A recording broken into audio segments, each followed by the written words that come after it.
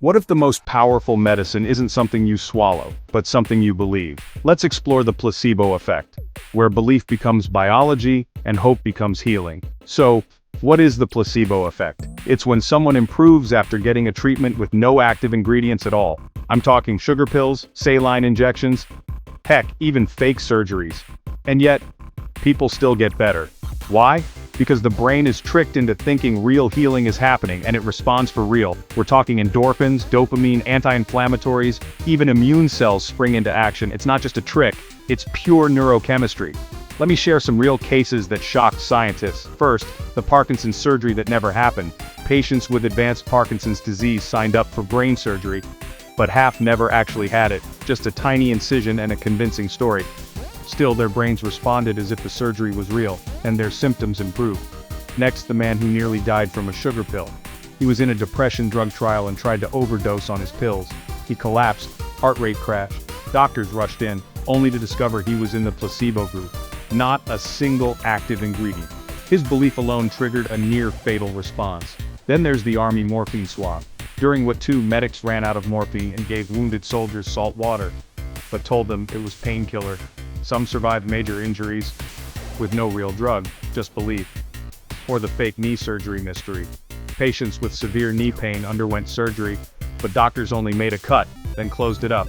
Years later, many were still walking pain-free, sometimes better than those who had the real operation. So what's really going on here? Could belief actually be our next medicine? Maybe it's not a glitch. Maybe our minds are biologically wired to heal when we feel safe, hopeful, or empowered. Amazingly, scientists have found placebos can work even when patients know they're taking a placebo. Just swallowing a pill, in a healing context, sets off a mind-body ritual that the brain responds to. Some call this expectation medicine. Others say we might be on the edge of a mind-body revolution. But belief cuts both ways. There's the nocebo effect, the evil twin. If you believe you're sick, you can actually become sick. Some people have felt real pain, nausea, even death, just because they expected it. Your mind isn't just a healer, it can be a weapon. So here's the question. If hope can heal, and belief can literally change your biology, then maybe the future of medicine lies inside you. The next time you feel powerless, remember, your thoughts might be your strongest prescription. Can belief heal you? Science is beginning to say yes. They tried to silence her, but she spoke louder than bullets. A 15-year-old girl boards a school bus in Pakistan, just like any other day. But that day, Taliban gunmen stopped the bus. They ask, "Who is Malala?" A gunshot echoes. A bullet rips through her head. But what they didn't know was that this bullet would ignite a voice heard by millions. Malala Yousafzai, a young girl who believed in the power of education, even when death was the price. After surgery, she couldn't speak for weeks. But in her silence, her will grew louder. She didn't hide, she stood taller. She didn't curse the darkness, she lit the world. Her weapon, a pen, her shield, hope. From the Swat Valley, to the United Nations. From a hospital bed, to the Nobel Peace Prize stage. What if one girl's belief, in books, in peace, in change, could rewrite the fate of generations? What if positive thinking wasn't just optimism, but revolution in disguise? If one voice can survive a bullet, what can your voice survive? Believe, speak, change. Imagine being locked away, not because you've done something wrong, but simply for standing up for what's right. That's Nelson Mandela's story. South Africa, apartheid, a nation divided by fear and color. Mandela, a young lawyer and activist, dared to dream that black and white could share the same table. For that, they called him a terrorist. They tried to silence him with chains, locking him up on Robben Island. The cell was cold, the walls were tight. The world outside moved on, but for Mandela, time stood still. Not for a year, not even for 10, but for 27 long, unbroken years. In the darkness, Mandela faced a choice: hate his captors, or hold on to hope. While his jailers jeered, he educated himself. While others lost faith, he whispered, "I am the master of my fate. I am the captain of my soul." He trained his mind, but, more importantly, he freed his spirit. Then, one day, sunlight filled the cell. The doors swung open. Mandela walked out, not calling for vengeance, but for peace. He invited his jailers, his enemies, to join him at the table. He didn't just walk into freedom, he led an entire nation there with him. from prisoner to president, from activist to an icon of forgiveness. So what if the strongest revolution isn't rage but forgiveness? If 27 years couldn't break Mandela's spirit, what's stopping yours? Think brave, forgive strong, dream bigger. What if your greatest strength was hidden behind your biggest challenge? Meet Marla Runyan, diagnosed at age 9 with Stargardt's disease. Her vision slowly faded. By her teens, she was legally blind. Couldn't read a blackboard. Couldn't see her competitors. Couldn't even see the finish line. Most people would have quit. She started to run. They said she'd never make it as an athlete. You can't even see the track. But Marla didn't need sight. She had vision. Day by day, mile by mile. She trained. She stumbled. She learned to run with shapes, shadows, rhythm. She trusted her body where her eyes failed her. And in 2000, she became the first legally blind athlete to compete in the Olympic Games. Wearing red, white, and blue, surrounded by the world's best, she ran not just for a medal, but for possibility itself. I didn't need perfect vision, she said. I just needed to believe I could. She went on to win 5 gold medals at the Paralympics and compete with sighted runners across the globe. What if limitations are just illusions? What if the finish line you can't see is still one you can cross? You don't need perfect sight to chase a perfect dream. You just need to run toward it, no matter what you see. What can a teenager do when the world is on fire? Meet Greta Thunberg.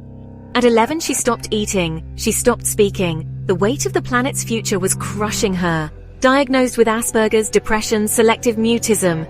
But here's the thing, she didn't see her condition as a weakness. She called it her superpower.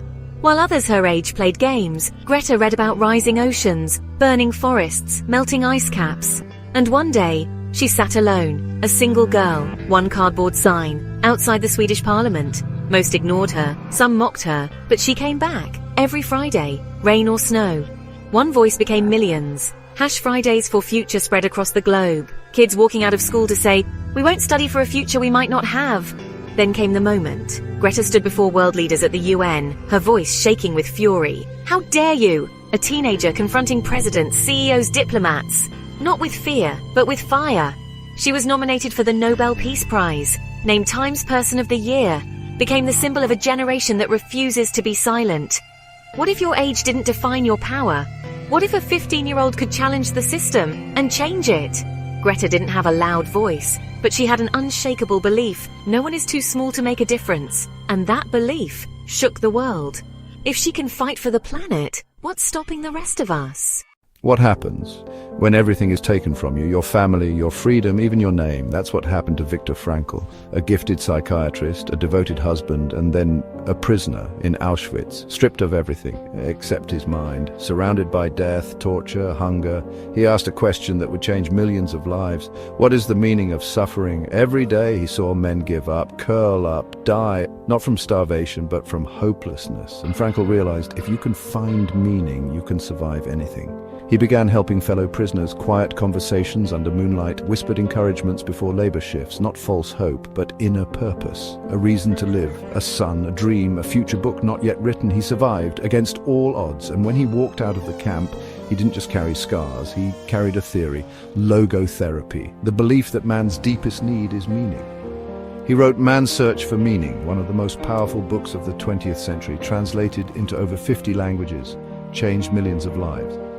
Because Viktor Frankl proved something timeless. Between stimulus and response, there is a space. In that space is our power to choose our response. Even in a death camp, he chose hope. If he could find meaning in a concentration camp, but what excuse do we have not to live with purpose? What if your mind worked completely differently? Imagine being called weird, slow, even broken. That was Grandin.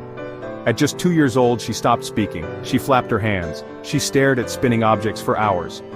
Doctors called it autism. Some people called it hopeless. But Temple, she saw the world, not in words but in pictures. While others were trying to fix her, she was quietly observing everything, especially animals. Cows, pigs, horses, they spoke her language, not through speech but through sensation, sound, fear, stillness. She saw what others missed. Loud machinery, sharp shadows, tight corridors, things that terrified animals. And she knew it didn't have to be this way. With nothing but sketches, stubbornness, and stunning insight, Temple Grandin redesigned slaughterhouses. Yes, slaughterhouses. A girl once told she'd never succeed transformed how over 60% of America's cattle are handled today. Humanely, calmly, with dignity. She became a professor, a best-selling author, an icon in both science and autism communities. And how? Not through fear, not through pity, but through the power of belief in her unique brain. Different, not less. That's what Temple said. That's not just a motto, it's a movement. Because positive thinking isn't about denying reality. It's about reframing it. Temple didn't just overcome autism, she used it to change the world. Every brain is wired differently, but belief, that's universal. What could your mind create if you believed in it? What if your world suddenly went dark, but your soul kept dancing in the light? Imagine Cuba, 1940s. A young ballerina named Alicia Alonso is dazzling everyone with her flawless grace, every leap and pirouette lighting up the stage. Critics call her a rising star. But behind the shimmering curtain, Alicia's world is already fading. Doctors deliver the blow retinal detachment. You may lose your sight. And slowly, she does. Vision flickers, shadows blur, and the world collapses into gray. For most, the spotlight would be out. But not for Alicia. The stage, it never disappeared. In her mind, she remembers every count, every step, every flicker of the spotlight. She rehearses with her soul, muscle memory replacing what her eyes can no longer see.